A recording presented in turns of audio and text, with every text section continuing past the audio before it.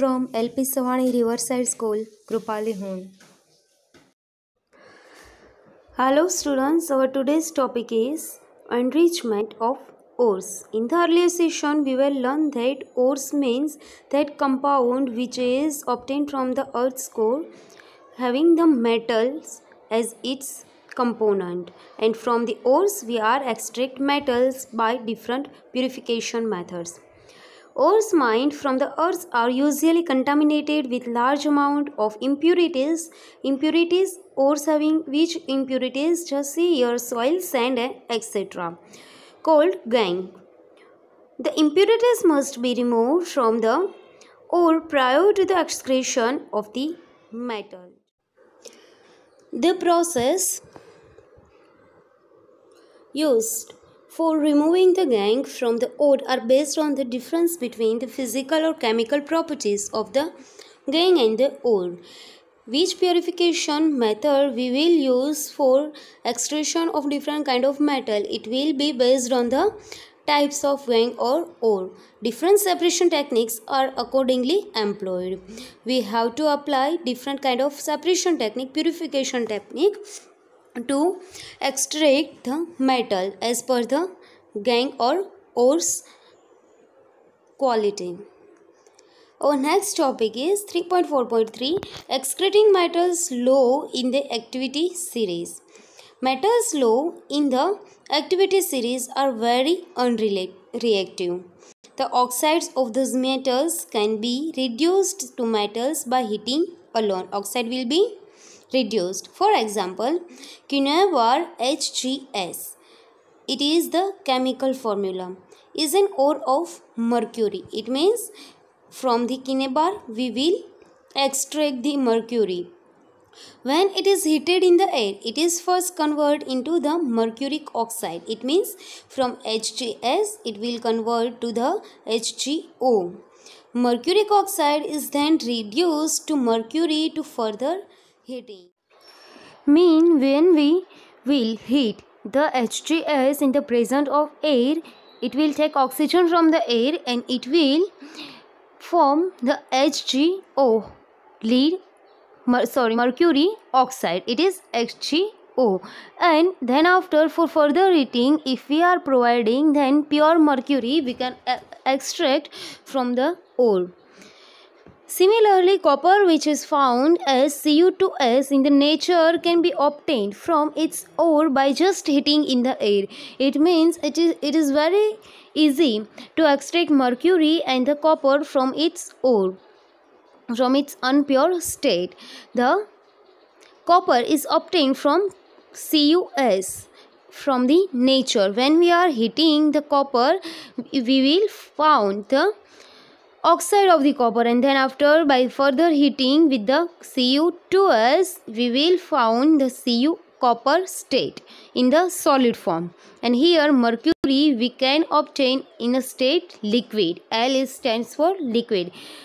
Copper with the sulfur, and it will heat with the presence of oxygen, then copper oxide will form, and further heating of the copper oxide with the Cu2s, it will gives you pure copper with SO2 in the gas form. G stands for the gas state. Our next topic is extracting metals in the middle of the activity series. How can we extract the metals in the middle of the activity series? Let's see.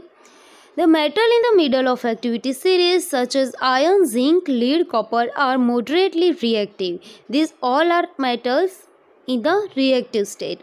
These are usually present as sulfides or carbonates in the nature.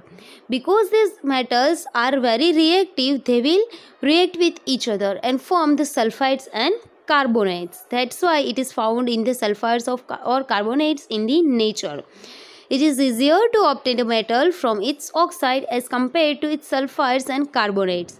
As you can see here, copper and mercury was obtained from the oxides, and it was very easy because we have to just provide heat only. But in the sulfide and carbonates, it is little bit harder to obtain the metal compared to the oxides of that metal. Therefore, Prior to reduction, the metal sulfides or carbonates must be converted into metal oxide. That's why what we are going to do is convert these sulfides and carbonates into the oxide of that metal. That's why we are easily obtain our product from the mixture. The sulfide ores are converted into oxide by heating strongly in the presence of excess air. If I want to convert the sulfide into the oxide of that particular matter, then what is essential? Heating with the excess airflow. This process is known as roasting. It is the roasting. The heating of ore with the excess amount of the air with the aim of obtain our product, it is known as roasting. The carbonate ores are changed into oxides by heating strongly in limited air. Carbonate can convert into oxide with the limited airflow, but sulfide ores will need excess amount of the airflow. This process is known as calcination. Calcination means,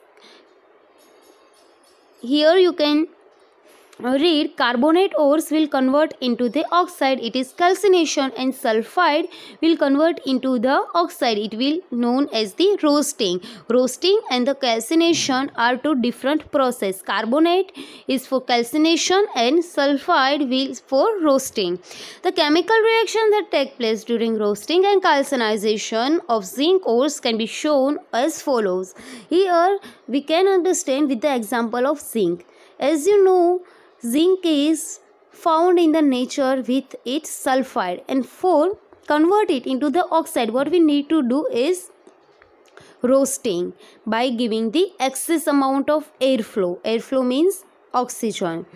That's why here we can obtain the zinc oxide. Same thing with carbonate. Zinc carbonate is here you can see, and if we are provide heat, then it will give zinc oxide. Here also needs of oxygen, but in a limited amount. A metal oxides are then reduced to the corresponding metals by using suitable reducing agents such as carbon. For example, when zinc oxide is heated with carbon, it's reduced to metallic zinc.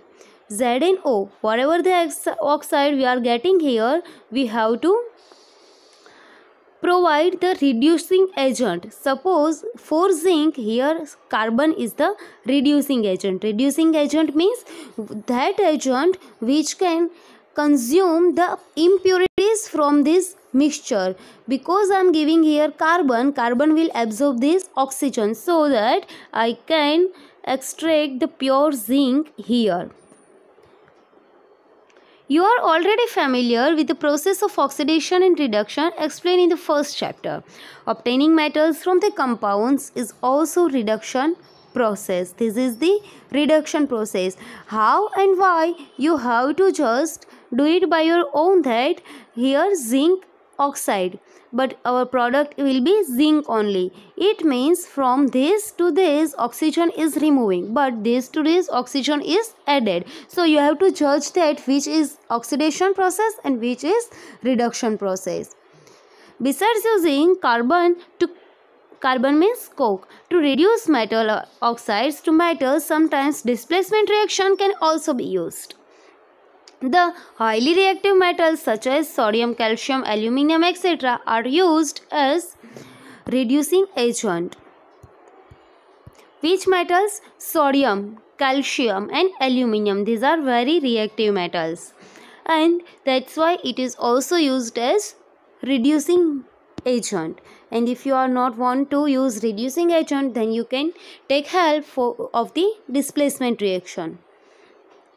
Because they can displace metals of lower reactivity from their compound, it is very well known rule that very powerful thing will be replaced the low powerful thing. Exactly like that, the very reactive metal as like sodium, aluminium, they will displace the low reactive metals or low reactive compounds. For example, when manganese dioxide is heated with aluminium powder, the following reaction takes place. MnO2, it's manganese dioxide. Mn stands for manganese. Al stands for aluminium. What will happen? Your pure manganese will be obtained here, and Al2O3 will be formed, and some amount of heat will be released during the reaction. Can you identify the substance that are getting oxidized and reduced? You have to find out that what is getting oxidized and what is getting reduced. You can take help of the first chapter to answer this question, because in the first chapter we are learned all these things in very detail. That these displacement reactions are highly exothermic. Highly exothermic means very high amount of heat will be released during this reaction. The amount of heat evolved is so large that the metals are produced in the molten state. Here manganese is in the liquid state. Why it is in the liquid state? Because this heat amount will be very much large. That's why it will convert this manganese into the liquid state. That much exothermic this reaction is. In fact, the reaction of iron oxide, it means Fe2O3, with aluminium is used to join railway tracks or cracked machine parts. That much exothermic this reaction is. This reaction is known as the Thermite reaction. If in the exam you are asked that what is Thermite reaction, then your answer will be this. This reaction is known as the Thermite reaction, which is used to join the railway tracks. Fe2O3 with the aluminium will gives you pure Fe in the liquid state, and Al2O3 will release with a high amount of the heat.